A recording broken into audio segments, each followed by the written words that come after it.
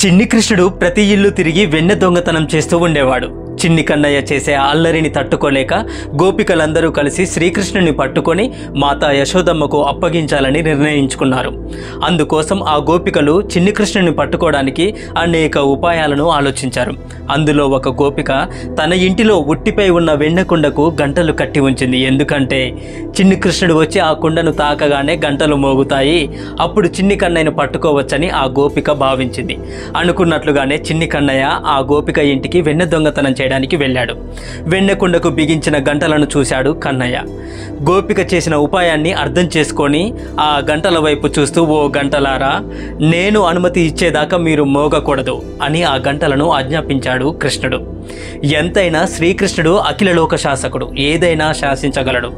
చిన్ని కృష్ణుని మాటలకు ఆ గంటలు మోగలేదు. అప్పుడు శ్రీకృష్ణుడు కుండలోని వెన్నెను తీసి తన మిత్రులందరికీ పంచిపెట్టాడు. అయినా ఆ గంటలు మోగలేదు, నిశ్శబ్దంగా ఉన్నాయి. చివరికి శ్రీకృష్ణుడు కూడా వెన్న తినబోతూ ఉండగా ఒక్కసారిగా గంటలు మోగడం ప్రారంభించాయి. చిన్ని కన్నయ్య గంటలను చూసి, ఓ గంటలారా, మిమ్మల్ని మోగవద్దని నేను చెప్పాను కదా, మరి ఎందుకు మోగుతున్నారు అని అడిగాడు. దానికి ఆ గంటలు, స్వామి, ప్రతి ఇంట్లో దేవుడికి నైవేద్యం పెట్టేటప్పుడు మేము మోగడము మాకు అలవాటైపోయింది.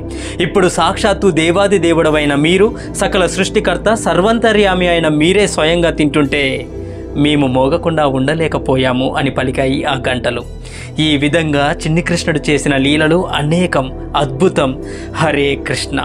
నాదొక చిన్న విన్నపం, మీకు ఈ వీడియో నచ్చితే మీ మంచి మనస్సుతో మన ఛానల్ని సబ్స్క్రైబ్ చేసుకోవాల్సిందిగా మనస్ఫూర్తిగా కోరుకుంటున్నాను. హరే కృష్ణ.